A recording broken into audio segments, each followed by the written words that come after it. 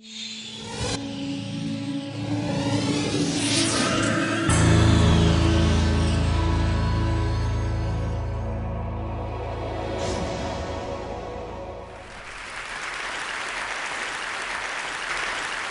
since I was a little girl, seeing Star Wars for the first time, I've been fascinated by this idea of personal robots. And as a little girl, I loved the idea of a robot that interacted with us much more like a helpful, trusted sidekick, something that would delight us, enrich our lives, and help us save a galaxy or two. So I knew robots like that didn't really exist, but I knew I wanted to build them. So 20 years pass. I am now a graduate student at MIT studying artificial intelligence. The year is 1997, and NASA has just landed the first robot on Mars. But robots are still not in our home, ironically. And I remember thinking about all the reasons why that was the case. But one really struck me. Robotics had really been about interacting with things, not with people. Certainly not in a social way that would be natural for us and would really help have people accept robots into our daily lives. For me, that was the white space. That's what robots could not do yet. And so that year, I started to build this robot Kismet, the world's first social robot. So 3 years later, a lot of programming, working with other graduate students in the lab, Kismet was ready to start interacting with people. Dude, I want to show you something. This is a watch that my girlfriend gave me. Oh, yeah, look, it's got a little blue light in it too. Like, I almost lost it this week. So Kismet interacted with people a lot like kind of a nonverbal child or preverbal child, which I assume was fitting because it was really the first of its kind. It didn't speak language, but it didn't matter. This little robot was somehow able to tap into something deeply social within us. And with that, the promise of an entirely new way we could interact with robots. So over the past several years, I've been continuing to explore this interpersonal dimension of robots, now at the Media Lab with my own team of incredibly talented students. And one of my favorite robots is Leonardo. We developed Leonardo in collaboration with Stan Winston Studio. And so I want to show you a special moment for me of Leo. This is Matt Berlin interacting with Leo, introducing Leo to a new object. And because it's new, Leo doesn't really know what to make of it. But sort of like us, he can actually learn about it from watching Matt's reaction. Hello, Leo. Leo, this is Cookie Monster. Can you find Cookie Monster?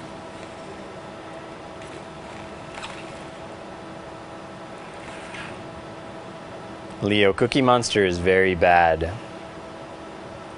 He's very bad, Leo. Cookie Monster is very, very bad. He's a scary monster who wants to get your cookies. All right, so Leo and Cookie might have gotten off to a little bit of a rough start, but they get along great now.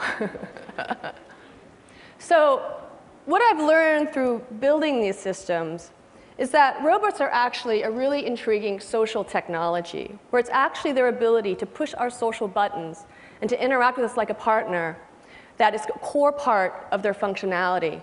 And with that shift in thinking, we can now start to imagine new questions, new possibilities for robots that we might not have thought about otherwise. But what do I mean when I say push our social buttons? Well, one of the things that we've learned is that if we design these robots to communicate with us using the same body language, the same sort of nonverbal cues that people use, like Nexi, our humanoid robot, is doing here, what we find is that people respond to robots a lot like they respond to people. People use these cues to determine things like how persuasive someone is, how likable, how engaging, how trustworthy. Turns out it's the same for robots. It's turning out now that robots are actually becoming a really interesting new scientific tool to understand human behavior, to answer questions like, how is it that from a brief encounter we're able to make an estimate of how trustworthy another person is? Mimicry is believed to play a role, but how? Is it mimicking of particular gestures that matter? It turns out it's really hard to learn this or understand this from watching people, because when we interact, we do all of these cues automatically. We can't carefully control them because they're subconscious for us. But with a robot, you can. And so in this video here, this is a video taken from David DeSteno's lab at Northeastern University. He's a psychologist we've been collaborating with. There's actually a scientist carefully controlling Nexi's cues to be able to study this question. And the bottom line is the reason why this works is because it turns out people just behave like people, even when interacting with a robot. So given that key insight, we can now start to imagine new kinds of applications for robots. For instance, if robots do respond to our nonverbal cues, maybe they would be a cool new communication technology. So imagine this. What about a robot accessory for your cell phone? You call your friend, she puts her handset in a robot, and bam, you're a MeBot. You can make eye contact, you can talk with your friends, you can move around, you can gesture. Maybe the next best thing to really being there. Or is it? To explore this question, my student Siggy Eldergissen did a study where we brought human participants, people, into our lab to do a collaborative task with a remote collaborator. The task involved things like looking at a set of objects on the table, discussing them in terms of their importance and relevance to performing a certain task. This ended up being a survival task, and then rating them in terms of how valuable and important they thought they were. The remote collaborator was an experimenter from our group where they used one of 3 different technologies to interact with the participants. So the first was just the screen, so this is like video conferencing today. The next was to add mobility, so have the screen on a mobile base. This is sort of like, if you're familiar with any of the telepresence robots today, this is sort of mirroring that situation. And then the fully expressive MeBot. So after the interaction, we asked people to rate their quality of interaction with the technology, with the remote collaborator through this technology in a number of different ways. We looked at psychological involvement. How much empathy did you feel for the other person? We looked at overall engagement. And we looked at their desire to cooperate. And this is what we see when they use just the screen. It turns out when you add mobility, just the ability to roll around the table, you get a little more of a boost. And you get even more of a boost when you add the full expression. So it seems like this physical social embodiment actually really makes a difference. Now let's try to put this into a little bit of context.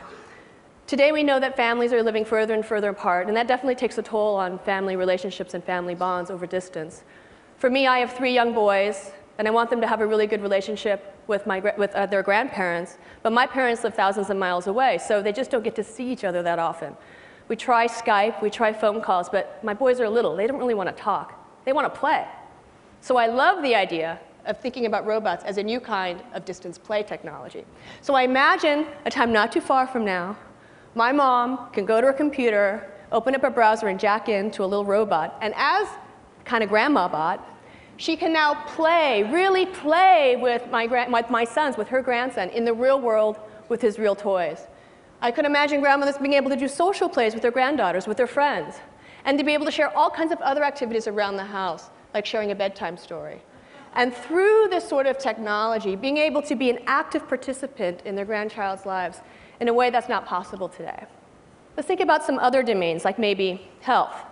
So in the United States today, over 65% of people are either overweight or obese. And now it's a big problem with our children as well.